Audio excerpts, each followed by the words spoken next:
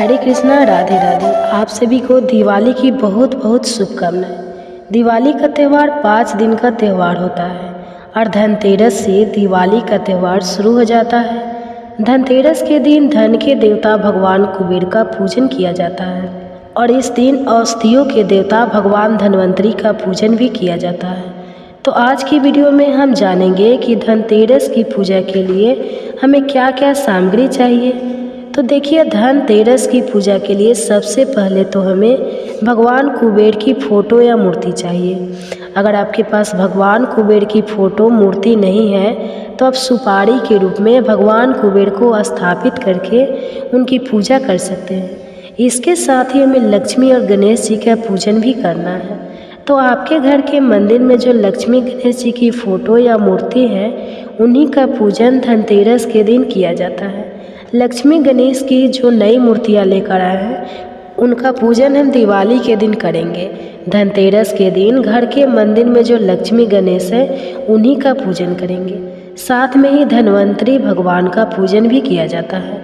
धन्वंतरी भगवान की फ़ोटो या मूर्ति है तो आप वह ले लीजिए, नहीं तो सुपारी के रूप में भी हम धन्वंतरी भगवान को यहाँ पर विराजमान कर लेंगे। तो मैंने एक सुपारी ले ली है। इसके बाद हम पूजा की कुछ बेसिक चीज़ें ले लेंगे। तो देखिए, जो पूजन है वह शाम के समय हमें करना होगा। उसके लिए हम एक दीपक लेंगे। पीतल का दीपक हमें ज़रूर लेना है। इसके साथ ही तिलक करने के लिए रोली ले लेंगे। हल्दी हमें चाहिए होगी।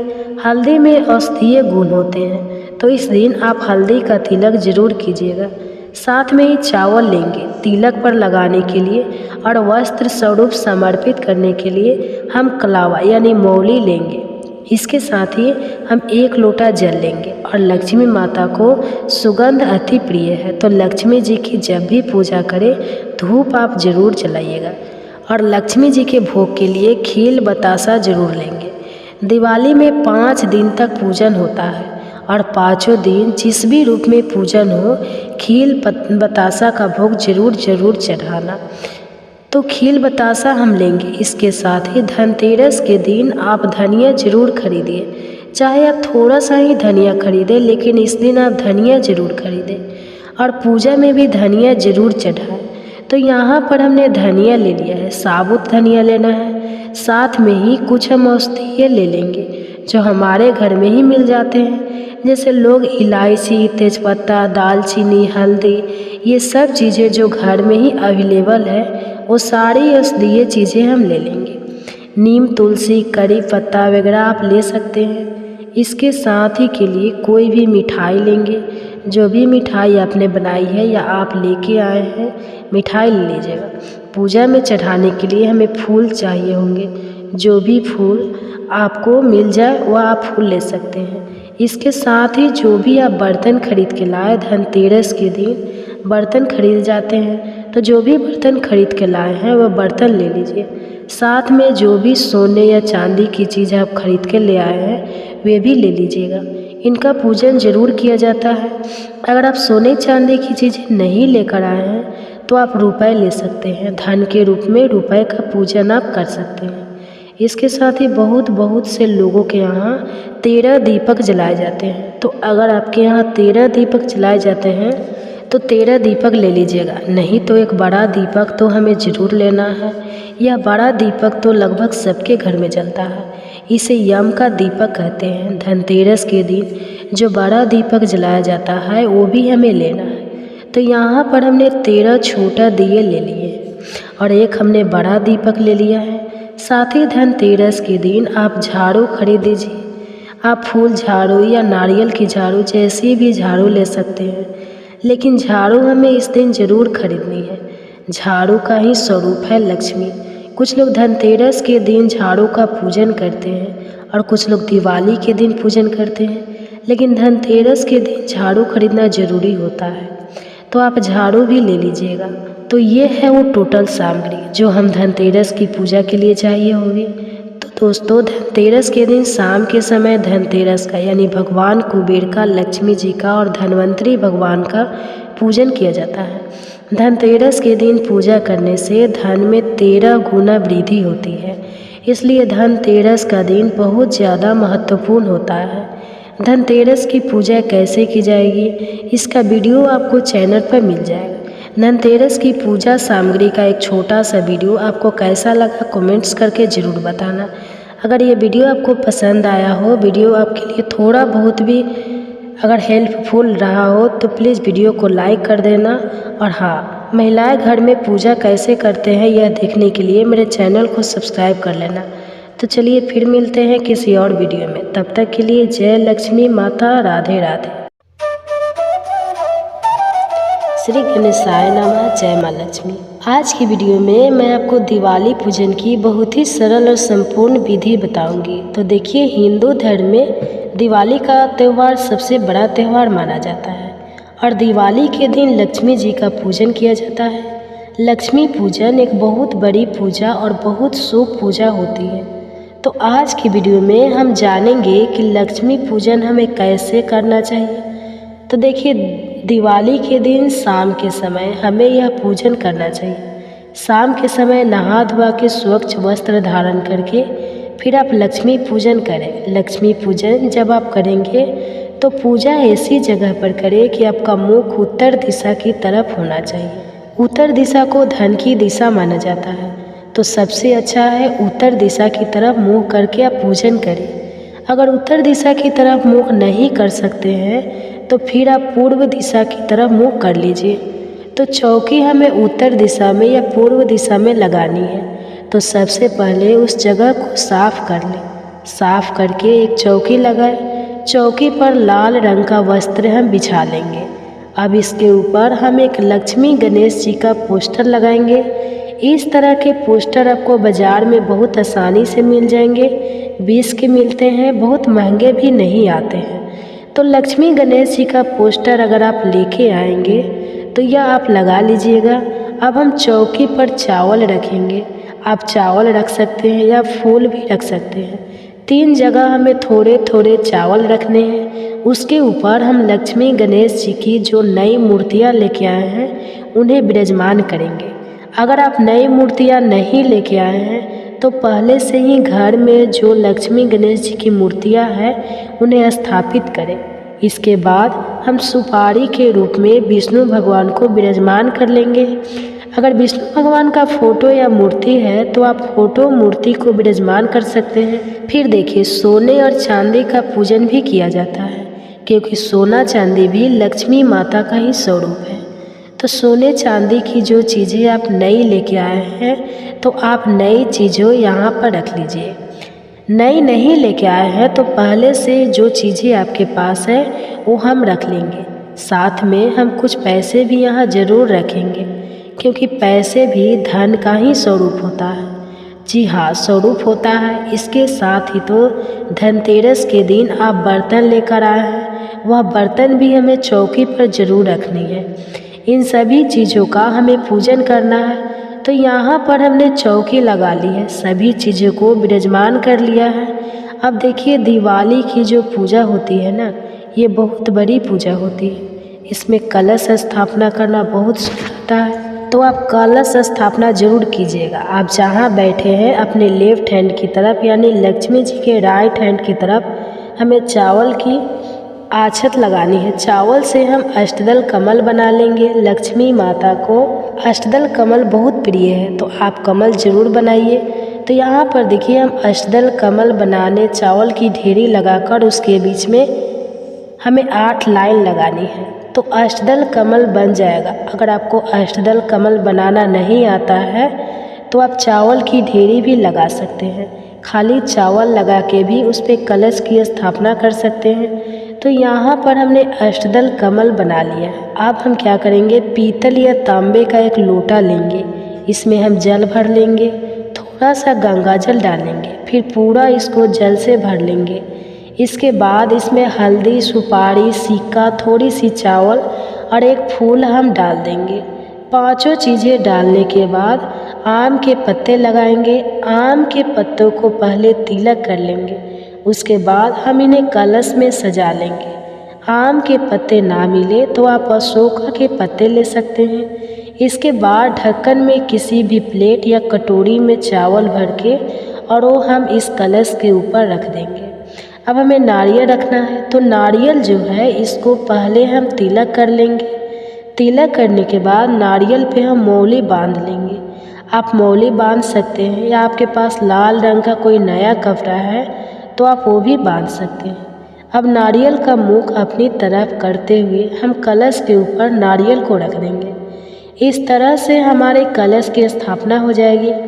अब हमें अखंड दीपक जलाना है, तो थोड़े से चावल रख के उसके ऊपर हम दीपक जलाएंगे। आप चाहे तो आप चावलों से स्वास्तिक बना सकते हैं या अष्टदल कमल भी बना सकते हैं। चावल के ऊपर यह बड़ा दिया जलाया जाता है, अखंड दीपक होता है। दिवाली की रात पूरी रात यह दीपक जलता है और इस दीपक में सरसों का तेल भरा जाता है, तो सरसों के तेल का यह दीपक जलाया जाता है। दीपक जला के हम प्रार्थना करेंगे, हे लक्ष्मी माता, आज मैं आपका पूजन कर रही हूँ या कर रहा हूँ, आज मेरी पूजा को स्वीकार करें।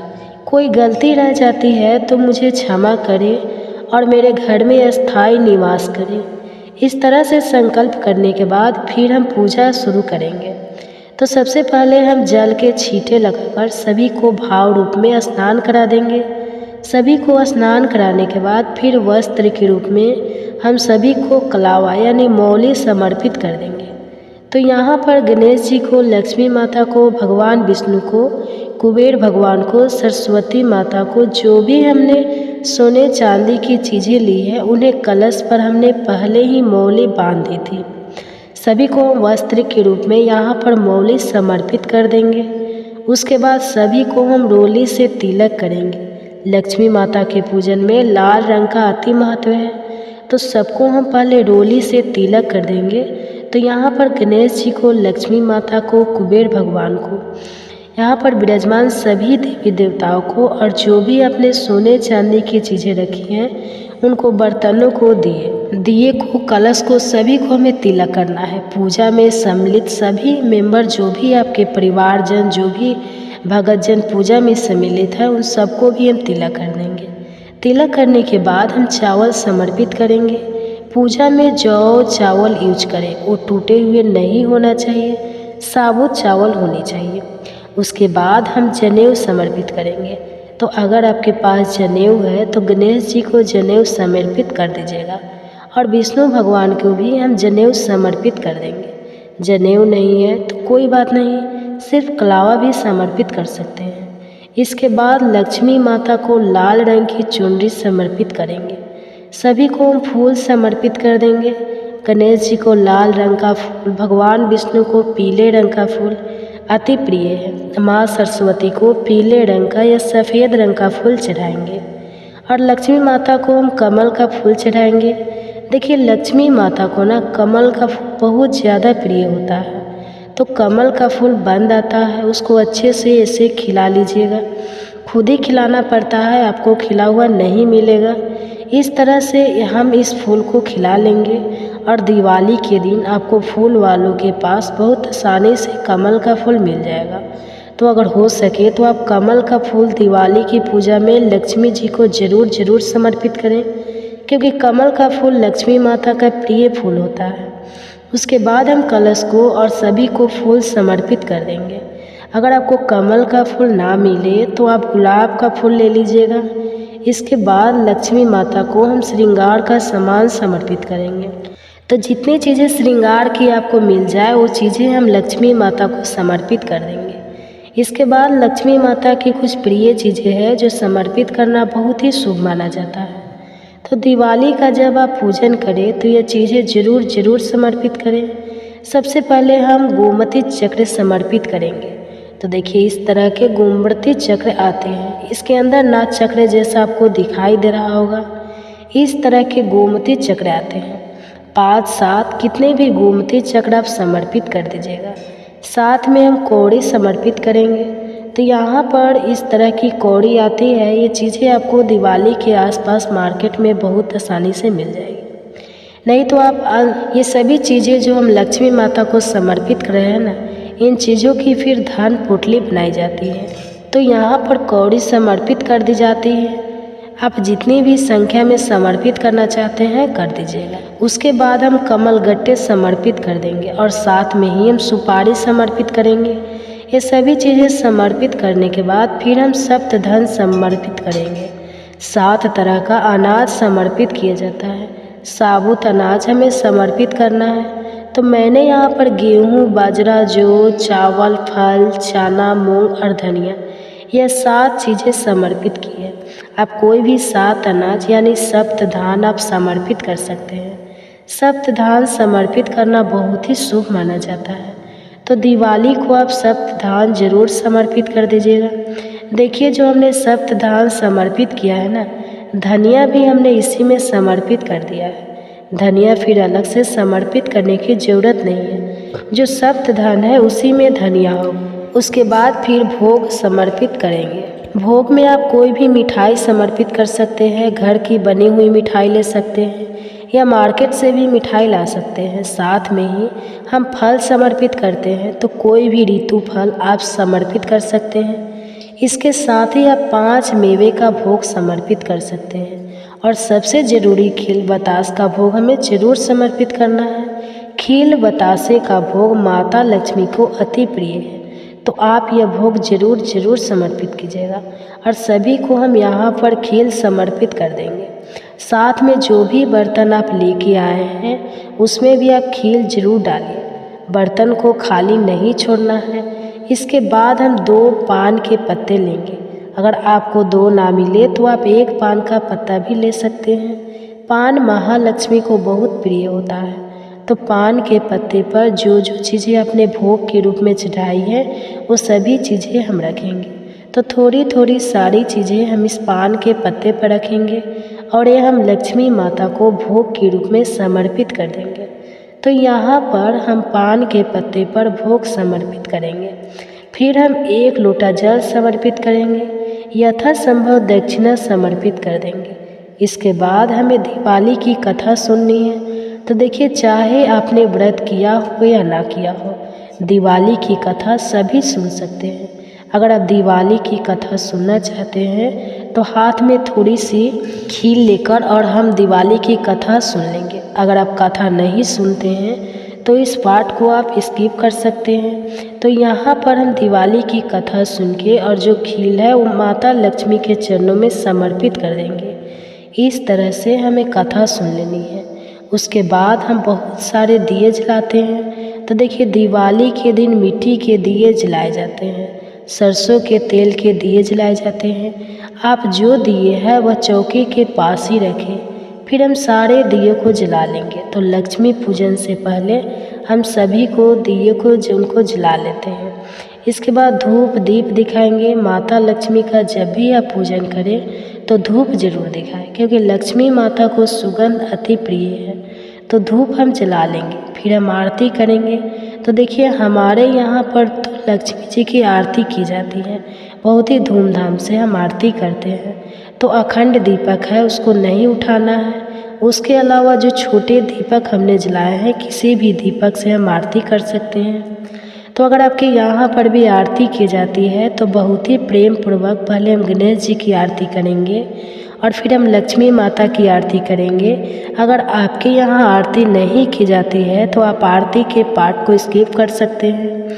हाथ जोड़ के बस आप माता से प्रार्थना कर लीजिए। हमारे यहाँ पर बहुत धूमधाम से लक्ष्मी जी की आरती की जाती है। तो यहाँ पर हम लक्ष्मी माता की आरती कर लेंगे।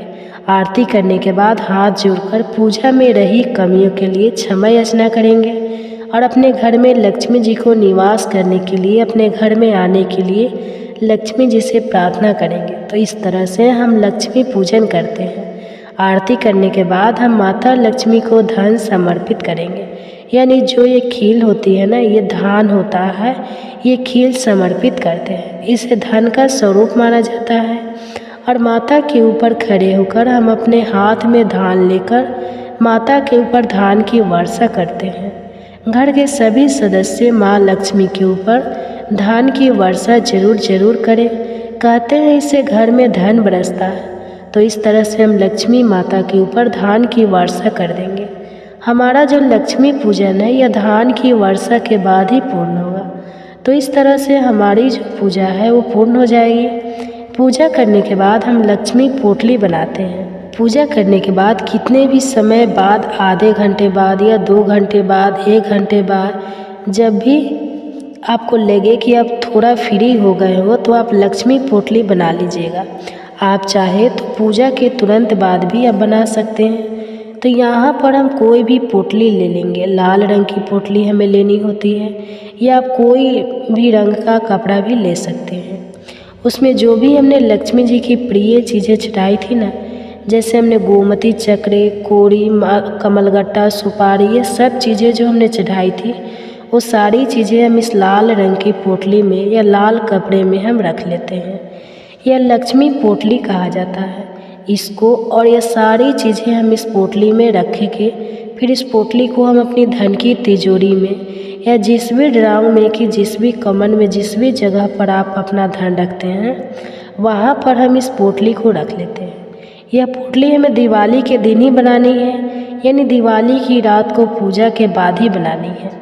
तो इस तरह से सारी चीज़ों को इस तरह से रख के और इसको हम लक्ष्मी माता के चरणों में स्पर्श करा के फिर हम यह पोटली अपने लेकर में रख लेंगे। तो आप चाहे तो इस तरह से आप पोटली बना सकते हैं। अगर आप पोटली नहीं बनाना चाहते हैं तो आप इस पार्ट को स्किप कर दीजिएगा, क्योंकि मैं लक्ष्मी पूजन की संपूर्ण विधि शेयर कर रही हूँ, इसलिए लक्ष्मी पोटली के बारे में भी मैंने साथ ही बता दिया है। अब देखिए, पूजा के बाद जो भी भोग प्रसाद चढ़ाया जाता है वह घर के सभी सदस्यों में बांट देंगे। रात को जब हम सोने जाएंगे उससे पहले हमें काजल बनाना होता है। तो जो ये बड़ा दीपक होता है ना, जो बड़ा दिया अखंड हमने जलाया है, इसी के ऊपर किसी भी चम्मच या किसी भी प्लेट वगैरह को इस तरह से उल्टा करके हम काजल बना लेंगे। इसके बाद इसी दीपक से थोड़ी सी चिकनाई लेके और फिर हम सबकी आँखों में यह काजल लगा देंगे। यह काजल बहुत ही शुभ माना जाता है और आँखों के लिए बहुत अच्छा होता है। तो दिवाली का यह काजल हमारे यहाँ पर ज़रूर लगाया जाता है। तो दोस्तों, इस तरह से दिवाली की पूजा की जाती है। दिवाली पूजा की संपूर्ण विधि मैंने आपके साथ शेयर कर दी है। आपको यह दिवाली पूजा की विधि कैसे लगी कमेंट्स करके ज़रूर बताना। और अगर यह वीडियो आपको पसंद आया हो, तो वीडियो आपके लिए थोड़ा बहुत भी यूजफुल हो तो प्लीज़ वीडियो को लाइक कर देना। हम महिलाएं घर में तीज त्यौहार कैसे करते हैं यह देखने के लिए मेरे चैनल को सब्सक्राइब कर लेना। दिवाली पूजा की यह चौकी कब उठानी है और इस सारे सामान का हमें क्या करना है, इसका अलग अलग वीडियो आपको हमारे चैनल पर मिल जाएगा। आप उसे भी ज़रूर देखना। यह दिवाली आपके लिए बहुत मंगलमय हो। माता लक्ष्मी आपके घर में सदैव वास करे और माता लक्ष्मी की कृपा आप पर सर्वदा बनी रहे। इसी कामना के साथ फिर मिलेंगे किसी और वीडियो में। तब तक के लिए जय महालक्ष्मी, राधे राधे। इस दिन का नाम संस्कृत के 2 शब्दों से लिया गया है। धन का अर्थ है धन संपत्ति और तेरस का अर्थ है 13वां दिन। हिंदू पंचांग के अनुसार धनतेरस कार्तिक मास की कृष्ण पक्ष की त्रयोदशी तिथि को मनाया जाता है। यह दिन न केवल धार्मिक दृष्टिकोण से महत्वपूर्ण है, बल्कि इसमें आर्थिक और सांस्कृतिक धरोहरों की भी झलक मिलती है। धनतेरस से जुड़ी कई कहानियाँ और पौराणिक कथाएँ हैं। धनतेरस का सबसे प्रसिद्ध पौराणिक संदर्भ समुद्र मंथन से जुड़ा हुआ है। यह कथा हिंदू धर्म के सबसे बड़े पुराणों में से एक भागवत पुराण में मिलती है। इसके अनुसार देवताओं और असुरों ने अमृत प्राप्त करने के लिए समुद्र मंथन किया था। इस मंथन के दौरान कई अमूल्य वस्तुएं प्रकट हुई, जिनमें से एक थी धन्वंतरी, जो आयुर्वेद के देवता माने जाते हैं। जब इस समुद्र से प्रकट हुए तो उनके हाथ में अमृत से भरा हुआ कलश था। इस दिन को धनतेरस के रूप में मनाया जाता है और इसी कारण से इस दिन को स्वास्थ्य और आयुर्वेद से भी जोड़ा गया है। धन्वंतरी देवता के प्रकट होने की यह कथा आयुर्वेद के महत्व को दर्शाती है।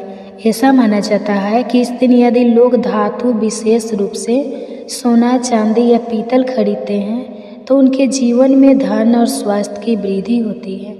इसी विश्वास के चलते धनतेरस पर सोने और चांदी के आभूषण खरीदना शुभ माना जाता है। धनतेरस से जुड़ी दूसरी प्रमुख कहानी राजा हिमा की है। इस कथा के अनुसार राजा हिमा का एक पुत्र था जिसकी कुंडली में यह भविष्यवाणी हो गई थी कि उसकी मृत्यु विवाह के चौथे दिन सांप के काटने से होगा।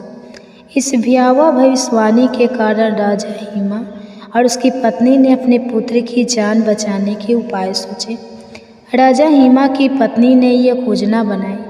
विवाह के चौथे दिन उसने अपने पति को सोने और चांदी के ढेर पर बैठा दिया और पूरे घर को दीपों से सजाया।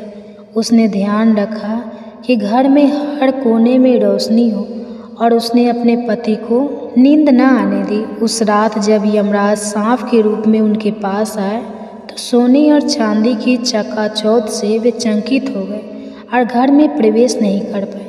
वे दरवाजे पर बैठकर उस प्रकाशमयी दृश्य को देखते रहे और समय बीत गया। सूर्योदय होते ही यमराज वहाँ से चले गए और इस तरह राजा हिमा के पुत्र की जान बच गई। इस घटना से जुड़ी मान्यता है कि धनतेरस के दिन दीप जलाना और घर को रोशन करना अशुभ शक्तियों को दूर रखता है। इसलिए धनतेरस पर दीप जलाने की परंपरा है, जिससे परिवार पर यमराज की दृष्टि न पड़े और उन्हें दीर्घायु और समृद्धि प्राप्त हो। धनतेरस के दिन कुबेर की पूजा का भी विशेष महत्व है। कुबेर को धन के देवता माना जाता है और उन्हें भगवान शिव का प्रमुख गण माना गया है। ऐसा कहा जाता है कि कुबेर ने अपनी तपस्या के बल पर अमरत्व और अपार धन संपत्ति का वरदान प्राप्त किया था।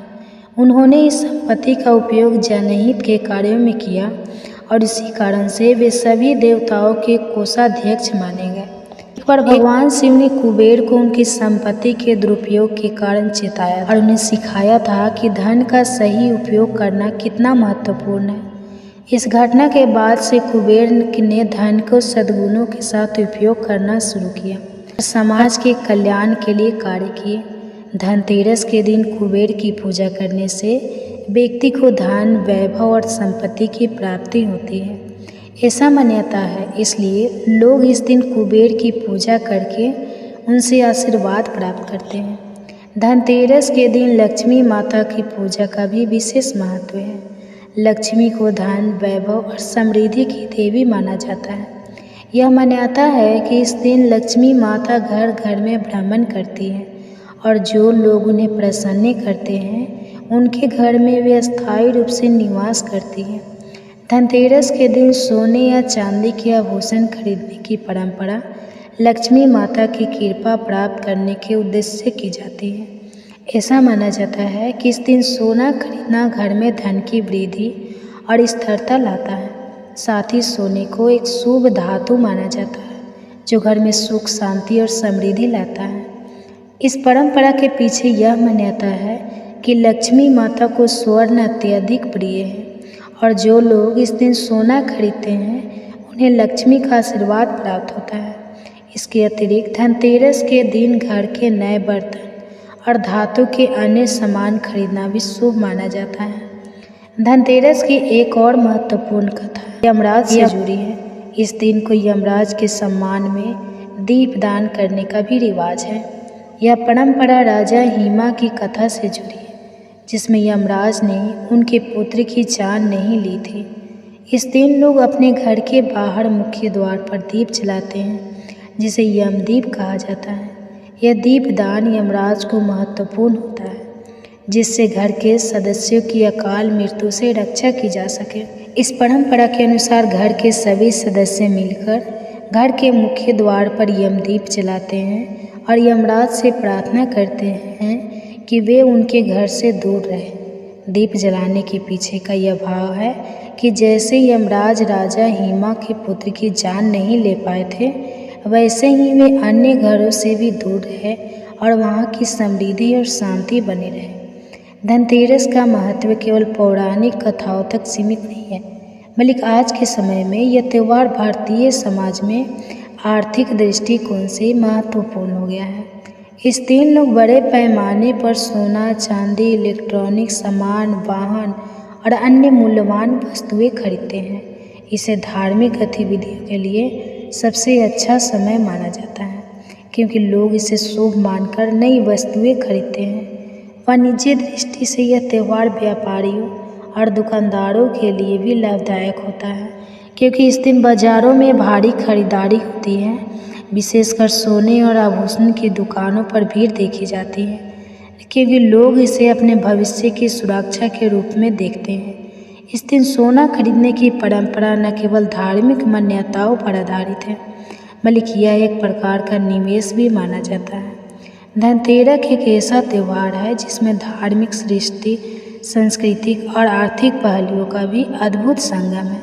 इसकी कहानियाँ न केवल धार्मिक आस्था और पौराणिक गाथाओं से जुड़ी है, बल्कि इसमें समाज और जीवन के विभिन्न आयामों की भी झलक मिलती है। अब सुनिए माँ लक्ष्मी की आरती। कार्तिक मास में प्रातःकाल गंगा, यमुना या किसी भी पवित्र नदी में स्नान करने से जीवन में पापों से मुक्ति मिलती है। शास्त्रों में कहा गया है कि जो व्यक्ति इस महीने में नियमित रूप से स्नान करता है उसे मोक्ष की प्राप्ति होती है।